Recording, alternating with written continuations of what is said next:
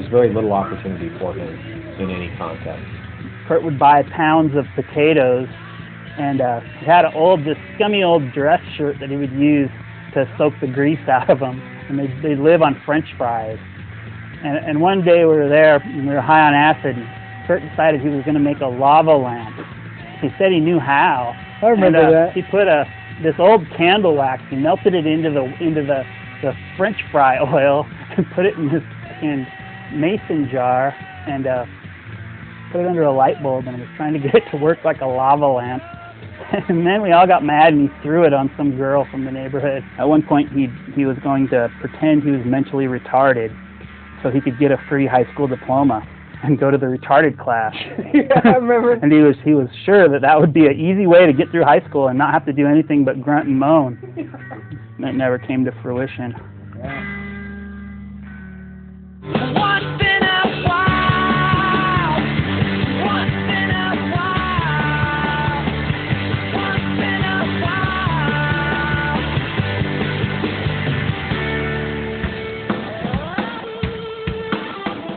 After a succession of dead-end jobs, it became obvious that there were few opportunities around that fitted in with Kurt and his lifestyle.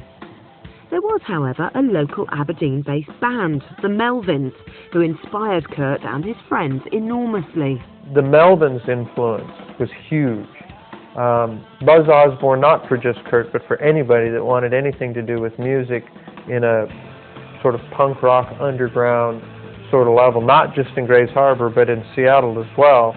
Buzz Osborne's been a sort of a daunting shadow to live under, and it probably affected nobody more than Kurt Cobain. I remember the first time the Melvins went on a national tour. We were bored as hell. We didn't have anyone to hang around with. Because it was like a ritual to go to band practice.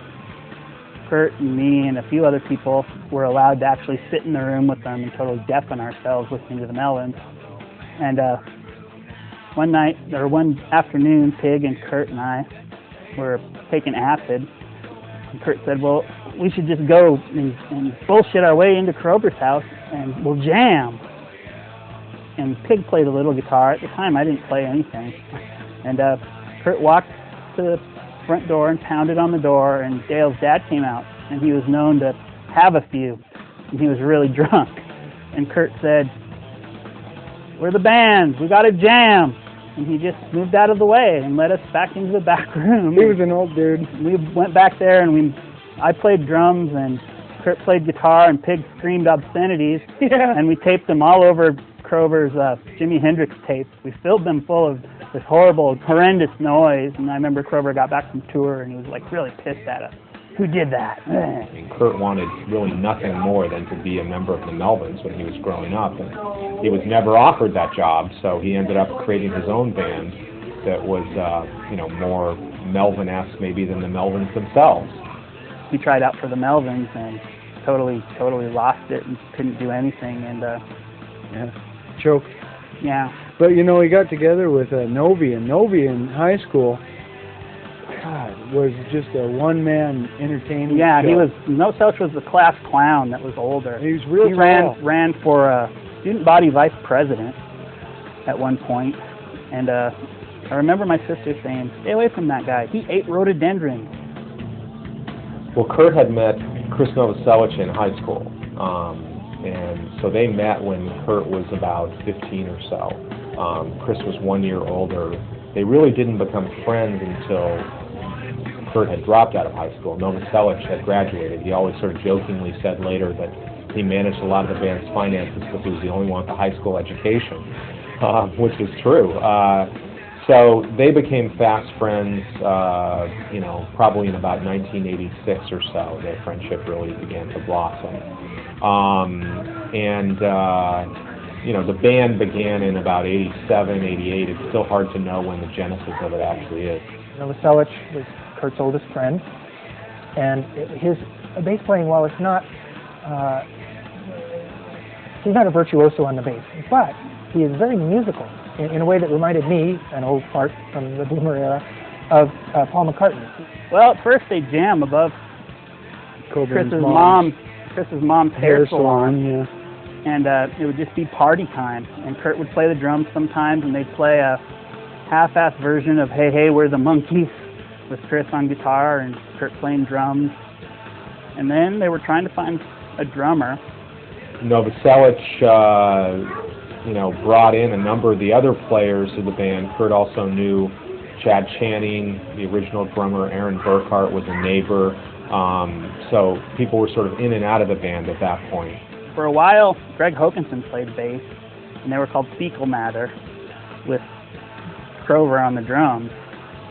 And then they went to Seattle to Kurt's aunt's house to record a 4-track demo. And they decided that Hokanson was a misogynistic, racist, redneck hick, and so Kurt played the bass too on that. And that tape there's a copy of it somewhere.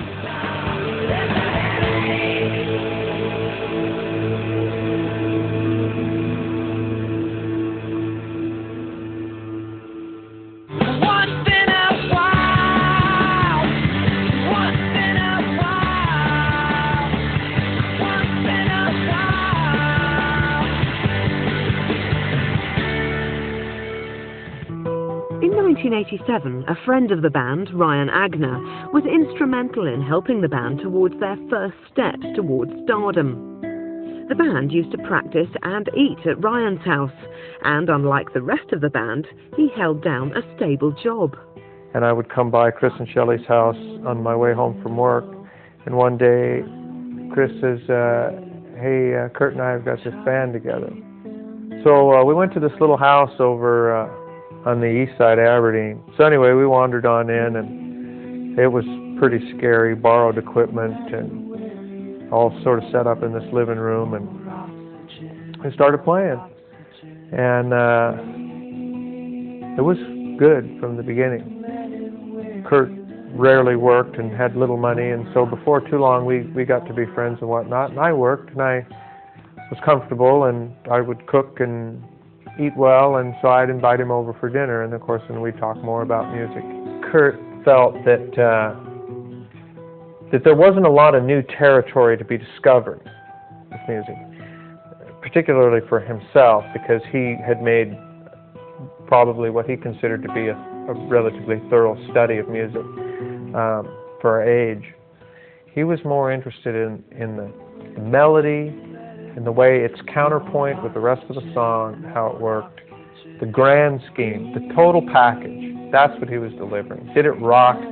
Did it get you the hook? More oxygen, more oxygen, more oxygen. The band carried on developing their underground punk style, and for the first time seriously considered playing to an audience. In 1987, Ryan got the band their first gig by suggesting they play at a small party thrown by his friends Tony Percula and Jeff Forrest. The now legendary performance took place in the front room of Tony and Jeff's house in the nearby small town of Raymond. And I ran into Tony one day, and I said, there's these dudes that I discovered, this band, and they're cool, man. They got this stuff going on, and you guys jam once in a while down here, don't you? Friday night party, strike up the band, that kind of thing. He's like, yeah, we do that. And I said, well, we ought to get these guys to come down, because the way it played in my head was, these guys rock. Turn the lights out when you try to hide. When your brain begins to wander, drop the gun and down. It was, to all intents and purposes, the first Nirvana show. They played to a crowd of a dozen mullet-headed, metal-loving teenagers. The trio performed a chaotic set, including Downer, Spank Through and Aero Zeppelin.